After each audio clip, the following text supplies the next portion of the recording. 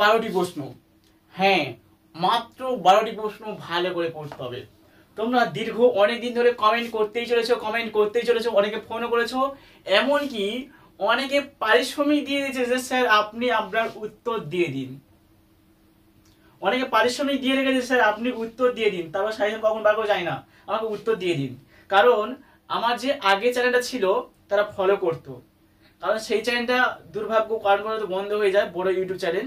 যারা ফলো করতো তারা পেমেন্ট করে দিয়েছে স্যার আপনার সাজেশন ধামাকা সাজেশন, আপনি সাজেশন কখন বার করে যায় না, আমাকে পিডিএফ দিয়ে দিন। অনেকে নিয়ে নিয়েছে।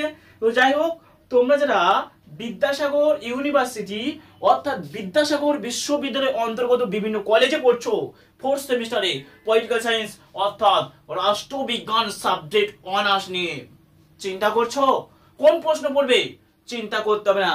শোভন স্যার চলে এলো, লেখক শোভন স্যার, শুধু শোভন স্যার না, লেখক শোভন স্যার। একজন লেখক হিসেবে যে প্রশ্নগুলি গাইড করব ভালো করে পড়তে হবে। তো চলো প্রশ্নগুলি লিখে নাও। তোমাদের যে পেপার রয়েছে মেজর 5, এই মেজর 5 পেপারে উঠে যে প্রশ্নাবলী পড়তে হবে লেখো। এক দাগের প্রশ্ন, একটাও প্রশ্ন অতিরিক্ত দেব না, প্রশ্নগুলি লেখো। ভারতের রাজনীতিতে জাতির ভূমিকা আলোচনা করো। ভারতের রাজনীতিতে জাতির ভূমিকা আলোচনা করো। পরবর্তী প্রশ্ন, ভারতের রাজনীতিতে লিঙ্গের ভূমিকা আলোচনা করো। পরবর্তী প্রশ্ন, ভারতের রাজনীতিতে ধর্মের ভূমিকা। ভারতের রাজনীতিতে ভাষার ভূমিকা আলোচনা করো। পরবর্তী প্রশ্ন, ভারতের রাজনীতিতে দলিতের ভূমিকা আলোচনা করো। এই যে কটা ভূমিকা বললাম, এখান থেকে অবশ্যই 2 থেকে 3টে প্রশ্ন কমন। পরবর্তী প্রশ্ন লেখো 6 দাগ, আঞ্চলিকতাবাদ বলতে কি বোঝো? আঞ্চলিকতাবাদ বলতে কি বোঝো? ভারতের আঞ্চলিকতাবাদের উদ্ভবের কারণগুলি আলোচনা করো। এবারে তোমাদের একটা কথা বলি, আমি তোমাদের যে প্রশ্নাবলী দিচ্ছি সম্ভাব্য প্রশ্ন ভালো করে পড়বে। শর্ট প্রশ্ন কোথা থেকে হবে বলা যায় না, বড় প্রশ্নগুলি আবার দেখা গেছে 5-এ আসে, 5-এর প্রশ্নগুলি 10-এ আসে, এরকম হয়। যাই হোক, এই প্রশ্নাবলী ভালো করে পড়তে হবে। আর প্রত্যেকে বলবো টেক্সট বই পড়া অভ্যাস করো। প্রত্যেকে বলবো টেক্সট বই পড়া অভ্যাস করো, টেক্সট বই কেনার অভ্যাস করো, টেক্সট বই কিনে একবার করে রিডিং পড়ার চেষ্টা করো। টেক্সট বইয়ের বিকল্প হয় না। টেক্সট বই তোমাদের ফিউচার করবে, কিন্তু সাজেশন বই ফিউচার করবে না।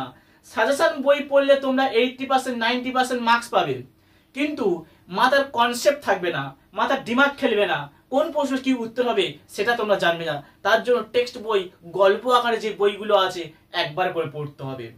সাজেশন বই কখন ফলো করবে?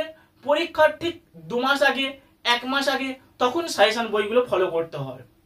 কিন্তু প্রথম থেকে বলবো, যখন শুরুতে প্রত্যেক সেমিস্টারে প্রথম ভর্তি হবে, প্রথম থেকে টেক্সট বই পড়া অভ্যাস করতে হবে। টেক্সট বই বিকল্প হয় না বন্ধু। কি বলছি বোঝা গেল? যে সমস্ত ছাত্রছাত্রী এবং বন্ধুরা আমাকে ফলো করছো সবাইকে বলবো ধন্যবাদ। সবাই ফলো করেও সঙ্গে থেকো। আর প্রত্যেকেরও টেক্সট বই পড়া হবে, টেক্সট বইয়ের বিকল্প হয় না। বারবার বলছি টেক্সট বই পড়তে হবে, টেক্সট বই অধ্যয়ন করা জানতে হবে, ঠিক আছে? যাই হোক, পরবর্তী প্রশ্ন লেখো, ভারতের ধর্মনিরপেক্ষ ধারায় সাম্প্রদায়িকতা উত্থানের কারণ ও তার রাজনৈতিক প্রভাব বিশ্লেষণ করো।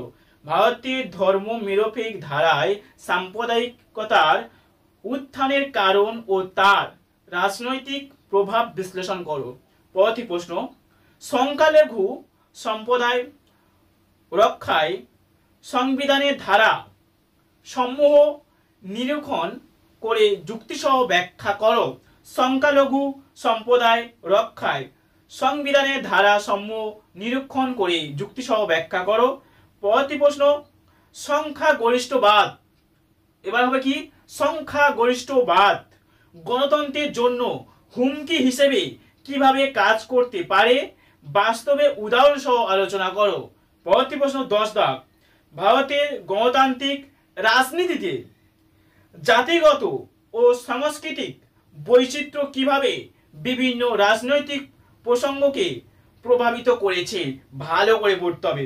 পরবর্তী প্রশ্ন 11 দাগ, উদারীকরণ, বেসরকারি করণ, উদারীকরণ, বেসরকারীকরণ ও বৈশ্বিকীকরণ এলপিজি নীতির ফলে ভারতের রাজনৈতিক ও সামাজিক কাঠামো কি বড় পরিবর্তন এসেছে? এই প্রশ্নটা ভালো করে পড়তে হবে। পরবর্তী প্রশ্ন, শেষ প্রশ্ন, 12টা প্রশ্ন দিয়ে বলছিলাম, 12টা প্রশ্ন লিখে নাও। দলিত, নারী বা আদিবাসী অধিকার আন্দোলনের কোন একটি রাজনৈতিক গুরুত্ব ও পরিবর্তনশীল রাজনৈতিক সংলাপের অবদান বিশ্লেষণ করো। এই 12টি প্রশ্ন ভালো করে পড়ো।